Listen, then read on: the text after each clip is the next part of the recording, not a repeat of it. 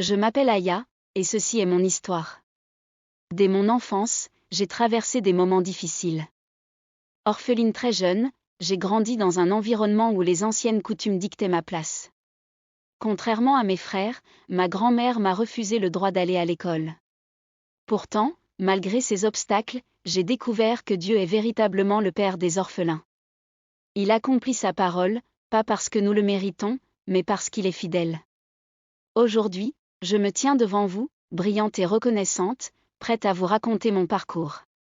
Suivez mon histoire et soyez bénis.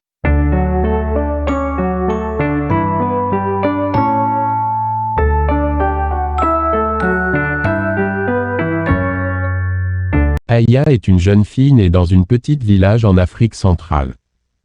Elle a grandi dans le village natal de ses grands-parents, avec ses frères et ses sœurs, car leurs parents étaient décédés quand ils étaient encore petits.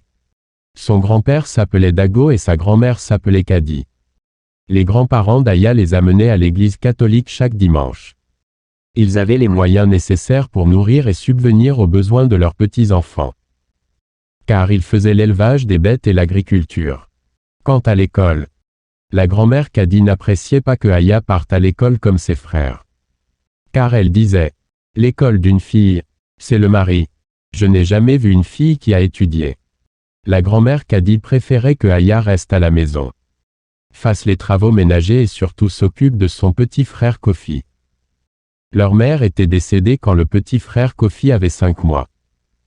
C'est sa grand-mère Kadi qui a pris l'initiative de l'élever comme son propre bébé. Même si la grand-mère d'Aya ne voulait pas qu'Aya fasse des études comme ses frères. Aya aimait beaucoup l'école. Elle était si intelligente qu'elle ne perdait pas de temps comme les autres.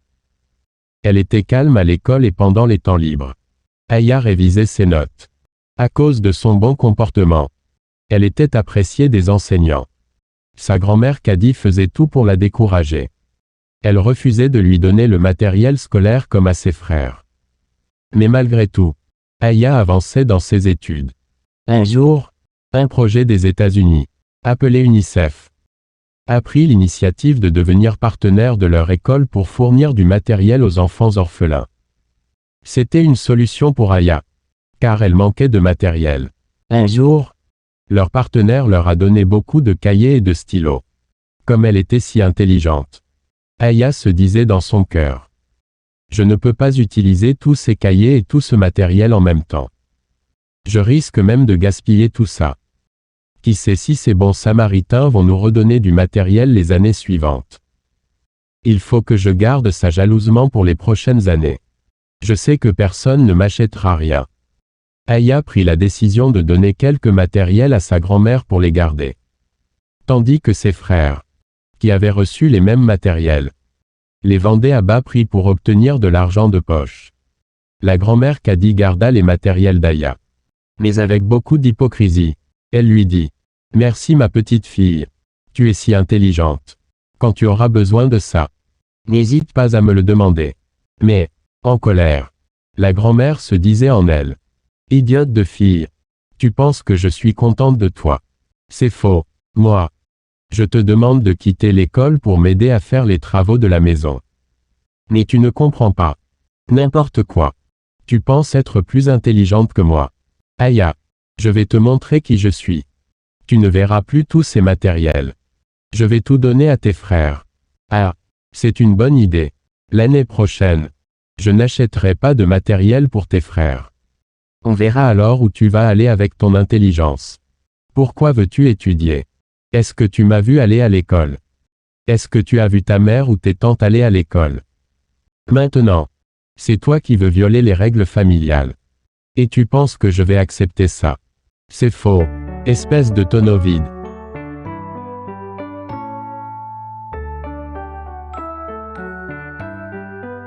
Les grands-parents d'Aya fréquentaient régulièrement l'église chaque dimanche, où ils priaient avec ferveur. Cependant, à la maison, ils pratiquaient aussi le culte des ancêtres, un rituel ancien qu'ils considéraient comme essentiel pour maintenir la paix et la prospérité dans la famille. Bien que leur foi chrétienne fût sincère, les croyances traditionnelles occupaient une place importante dans leur vie quotidienne. Aya, cependant, avait du mal à comprendre ces pratiques et préférait se tenir à l'écart. Elle ne voulait pas participer à ces rituels, se sentant en conflit avec ce qu'elle avait appris à l'église. Un jour, alors qu'elle croyait avoir échappé à l'attention de sa grand-mère, cette dernière la surprit en train de s'éloigner du rituel. Furieuse, la grand-mère d'Aya la confronta et, dans un élan de colère, lui lança une malédiction. Elle lui reprocha de rejeter les traditions familiales et de ne pas honorer les ancêtres. Aya, sous le choc, se sentit accablée par la haine et la déception de sa grand-mère. Cette malédiction la marqua profondément, renforçant son sentiment de solitude et d'incompréhension vis-à-vis de la famille. Chaque soir, la famille de Dago se réunissait pour raconter des histoires et échanger. Au moment des rassemblements familiaux, Aya prenait son temps en cachette et allait dans un coin pour prier. La jeune fille Aya ne savait même pas comment prier. À l'église catholique, on leur enseignait la prière du Notre Père et la prière du Je vous salue Marie. Mais Aya avait un cœur sincère devant Dieu, bien qu'elle était une chrétienne de dimanche et de Noël. Comme elle l'avait été éduquée par ses grands-parents, elle était convaincue que Dieu existait et qu'il écoutait les prières. Aya priait, d'une manière naïve, en disant, « Seigneur, je sais que tu existes. Maintenant écoute ma prière. Tu sais combien j'aime l'école. Mais ma grand-mère m'interdit d'étudier. Seigneur, aide-moi. Je veux étudier et terminer mes études universitaires. Seigneur, tu vois mon cœur. Tu sais que je n'aime pas cette vie de village que ma grand-mère me propose. Celle de garder les vaches de mon grand-père et de faire les travaux ménagers. Papa, j'ai vu des femmes qui ont étudié et qui travaillent. Seigneur, j'ai vu ces femmes qui étaient fières de leur vie. Seigneur, je veux faire partie de ces femmes. Seigneur, je veux vivre en ville, pas au village. Aide-moi. » Pendant qu'Aya priait, la porte s'ouvrit. Qui était là? C'était la grand-mère Kadi. Qui est là? Cria Kadi. C'est moi. Aya, répondit Aya. Mais qu'est-ce que tu fais dans cette obscurité? Petite sorcière, cria la grand-mère. Je ne fais rien de mal. Grand-mère, je voulais juste passer un moment seul, répondit Aya. La grand-mère tira Aya en la frappant et lui dit. Écoute petite sorcière, je te dis de fermer ta bouche. Ne dis jamais à ton grand-père que je t'empêche d'aller à l'école et que j'ai refusé de t'acheter le matériel scolaire. Si tu oses ouvrir ta bouche, ce sera la fin de ta vie. Tu me comprends? Oui, grand-mère. Je ne dirai rien sur ce que tu me fais, répondit Aya. Va vite servir la nourriture à tes frères. N'importe quoi, répondit la grand-mère, en poussant Aya contre le mur. Le moment arriva. Aya devait commencer une nouvelle année scolaire après les vacances. Et elle avait besoin de ses matériels, qu'elle avait confiés à sa grand-mère. Aya approcha sa grand-mère et lui dit. Grand-mère, demain c'est la fin des vacances. Et c'est la rentrée à l'école. J'aimerais que vous me rendiez les cahiers et le matériel que je vous ai confiés. Pardon. On dirait que je n'ai pas bien entendu. Tu as confié les cahiers à qui? Petite sorcière. Moi. Je n'ai pas vu tes cahiers.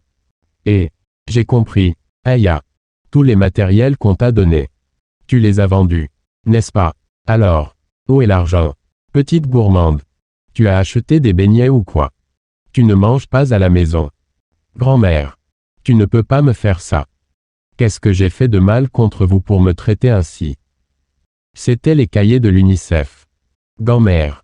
Tu n'as même pas dépensé un centime là-dessus. Grand-mère. Tu as refusé de m'acheter du matériel. Et tu prends même ce qu'un bon samaritain m'a donné. Grand-mère. Je veux tout remettre entre les mains de Dieu. Répondit Aya en pleurant. Aya. Ouvre bien tes oreilles. Je vais te dire la vérité maintenant. Si tu acceptes ma proposition de quitter l'école, tu seras en paix. Et je ne te ferai aucun mal. Ces écoles que tu cherches à faire ne t'amèneront nulle part en tant que femme. La destinée d'une femme, c'est de mettre au monde, satisfaire les besoins de son mari et occuper ses enfants. Aya, tu dois savoir que je suis dans la place de ta mère. Et j'ai tout fait pour ton bien. J'ai donc fait un autre plan avec tes matériels. Je n'avais pas d'argent pour acheter les matériels pour tes frères pour la rentrée scolaire. C'est pourquoi j'ai donné tout ce que tu avais laissé ici à tes frères. Parce que je sais que toi, tu ne retourneras jamais à l'école. Tu sais lire et écrire. Et ça suffit pour toi. En attendant cela, Aya cria très fort. Une voix chuchota derrière eux. Ça suffit. Tous furent surpris. C'était le grand-père d'Ago. Pourquoi ce bruit dans ma maison? Demanda le grand-père. La grand-mère répondit la première. Cette petite voleuse a vendu le matériel qu'UNICEF lui avait donné. Je suis en train de la punir en tant que sa mère. Elle fait honte à la famille. Vraiment. Le grand-père demanda à Aya. Aya, c'est vrai que tu as osé faire ça. Mais Aya ne répondit rien. Car elle craignait de dire la vérité devant sa grand-mère. Le grand-père, voyant la tristesse dans les yeux de sa petite fille, se tourna vers Kadi et dit. Kadi, il me semble que tu exagères un peu. Aya est une enfant. Et elle ne fait que chercher à se développer comme tous les enfants. Si tu veux vraiment son bien, tu devrais la soutenir dans ses études. Kadi, furieuse, répondit. Tu veux encore lui faire passer ce que je fais pour un péché. Elle n'a pas à étudier. Pourquoi voulez-vous toujours lui donner des illusions de grandeur? Elle n'est qu'une fille. Dago, en colère, répondit. Tu ne vois donc pas que tu l'empêches de grandir comme il se doit. Dago, c'est une petite fille qui a un grand avenir devant elle. Et ce n'est pas en la rabaissant que tu l'aideras. La tension monta, et Aya, sentant la dispute entre ses grands-parents, s'éclipsa discrètement, se dirigeant vers un coin de la maison. Là, elle s'assit en silence, une lueur de tristesse dans les yeux. Elle savait qu'elle n'avait pas le pouvoir de changer les choses dans sa maison. Mais elle avait l'espoir, plus que jamais, qu'un jour elle pourrait partir et aller à l'école. Peu importe ce que ses grands-parents pensaient d'elle. Dans le fond de son cœur, elle priait à nouveau, demandant à Dieu de la guider vers un avenir meilleur. Elle savait que son rêve de devenir quelqu'un de bien n'était pas en vain. Peu importe les obstacles, elle se battrait pour réussir. Grand-père tournant chez sa femme, répondit. Je sais pourquoi ma petite fille ne répond plus. J'ai écouté toute votre conversation. Je ne savais pas que tu menaçais ainsi ma petite fille, en l'empêchant d'aller à l'école. Écoute. Bah. Sais-tu que je suis encore le chef de cette maison? Je t'ordonne d'acheter tout le matériel nécessaire à Aya pour qu'elle puisse aller à l'école. Elle doit avoir la chance de finir ses études. Comme ses frères. Grand-père Kwaku retourna voir Aya et lui dit. Fais une liste de tout ce dont tu as besoin et amène-la moi. Aya, souriante, répondit. Merci beaucoup, grand-père. C'est ainsi qu'Aya a pu continuer ses études. Après les examens de l'école primaire, Aya était la première de sa classe, tandis que tous ses frères avaient échoué. Aya devait maintenant aller à l'école secondaire et vivre à l'internat. Trouver tous les besoins nécessaires pour y vivre n'était pas facile. Mais grâce au soutien de son grand-père, elle avait l'essentiel. Aya alla étudier dans une école de la communauté des sœurs catholiques. En arrivant à l'internat, Aya fut remarquée par la sœur chargée de la comptabilité, qui lui montra beaucoup de bienveillance. La sœur remarqua qu'Aya manquait de certains matériels d'hygiène et l'invita dans son bureau. Aya, étonnée par l'amour de cette sœur, lui confia toute sa vie. La sœur, émue, lui promit. Je veux que tu sois à l'aise avec moi. Si tu as besoin de quelque chose, n'hésite pas à venir me voir. Aya n'a manqué de rien pendant son séjour à cette école. La sœur veillant sur elle. À l'école, Aya se lia d'amitié avec Akissi, une fille gentille et intelligente, qui devint sa véritable amie. Un jour, alors qu'elles étaient en classe, quelqu'un frappa à la porte. C'était l'animatrice de l'école, qui annonça. Aya, viens avec moi. Aya, tremblante, suivit l'animatrice jusqu'au bureau, où elle trouva son frère Kofi en larmes. Il courut vers elle et la prit dans ses bras en pleurant. Aya, notre grand-père est décédé. Aya, sous le choc, s'effondra. L'animatrice la releva et lui dit. Écoute, Aya, je sais que ce n'est pas facile. Mais tu dois être forte. Ton grand-père est décédé. Mais c'est toi qui dois soutenir Kofi. Prends courage et que Dieu te donne la force. Aya rentra chez elle pour l'enterrement de son grand-père, accompagnée par quelques élèves de l'école. Après la mort de son grand-père, Aya manqua le Minerval pour continuer ses études. Cependant, la sœur de l'école chercha un partenaire pour payer ses frais de scolarité. Ce qui lui permit de terminer son cursus et d'obtenir son diplôme. Grâce à ses excellents résultats, Aya un programme de l'État. Elle était ravie, car son rêve se réalisait. De plus, elle partait à l'université avec Akissi. Son amie, Akissi, compatissante, parla à ses parents de la situation d'Aya. Ces derniers, au grand cœur, acceptèrent volontiers cette amitié. Pendant les vacances, Akissi contacta ses parents et leur demanda « Je vous prie, n'oubliez pas d'envoyer aussi les frais de transport pour Aya. » Il était étonnant que ses parents n'hésitent pas à envoyer de l'argent pour une enfant qu'ils ne connaissaient pas. Simplement parce qu'elle était l'amie de leur fille. Aya, émue par cette compassion, passa souvent ses vacances avec Akissi et sa famille. Car elle savait que si elle rentrait chez sa grand-mère, elle ne pourrait pas retourner à l'école, n'ayant aucune aide financière de sa part. Elle choisit donc de rester à l'internat et même de travailler comme jardinière pour gagner quelques pièces. Peu importe ce que les autres pensaient. Son objectif était de terminer ses études. Après avoir terminé ses études universitaires, Aya trouva un emploi dans le domaine de l'informatique. Ses rêves étaient enfin réalisés.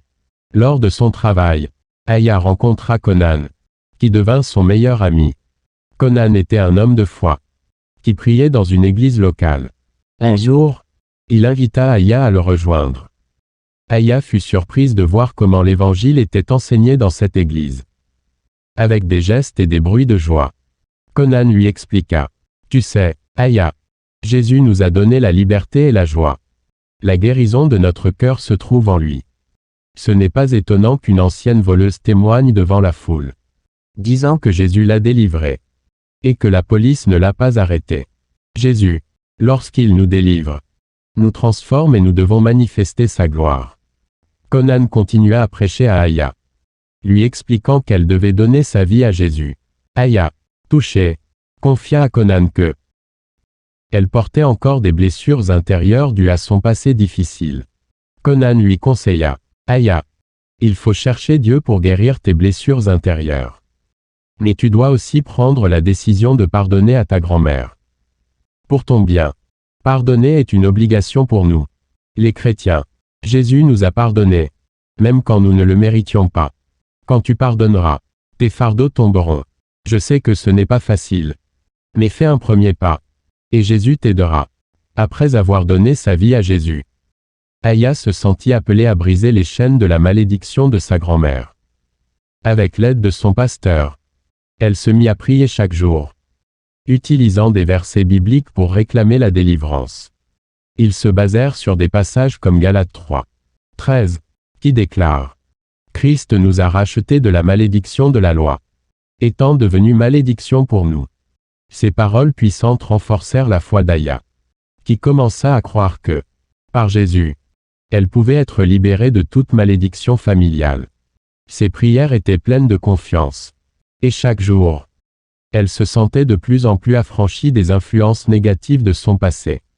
Aya prit la décision de pardonner à sa grand-mère. Elle fit un voyage dans son village natal et lui offrit un cadeau. Ce premier pas vers la réconciliation permit à sa grand-mère de demander pardon. Et la famille retrouva la paix. Quelques mois plus tard, la grand-mère Adjoba décéda suite à un AVC. Après la mort de sa grand-mère, Aya prit la responsabilité de s'occuper de ses petits frères, en payant leurs écoles et en veillant à ce qu'ils aient tout le nécessaire pour vivre.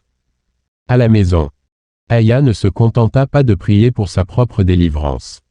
Elle intercéda aussi pour ses frères, espérant qu'ils donneraient leur vie à Jésus. Elle leur parla souvent de l'amour de Dieu et des versets comme Acte 16. 31. Crois au Seigneur Jésus, et tu seras sauvé, toi et ta maison. Aya les encouragea à prier avec elle, en leur rappelant que la grâce de Dieu était suffisante pour tous, même pour ceux qui avaient du mal à croire. Ses prières étaient sincères et pleines d'espérance. Et elle savait que Dieu, dans son amour infini, toucherait le cœur de ses frères pour les amener à la foi. Voilà mon histoire. En quelques mots, Ce que j'aimerais dire, quand Dieu dit qu'il est le père des orphelins, c'est vrai. J'ai vécu cela. À chaque étape de ma vie, Dieu a envoyé des personnes pour m'aider à surmonter les défis. À l'école primaire, Dieu a envoyé l'UNICEF et mon grand-père Dago pour que je termine cette étape. À l'école secondaire, Dieu a mis dans ma vie les sœurs catholiques, et surtout la comptable, pour que je trouve mon diplôme. À l'université, Dieu a mis Akissi sur mon chemin pour m'aider à passer cette étape. Au travail, Dieu m'a envoyé Conan, pour m'aider à pardonner à ma grand-mère et à me réconcilier avec elle. Dieu prend soin de nous, mais il utilise les gens, car lui est un esprit. J'espère que mon histoire t'a touché. Soyez bénis.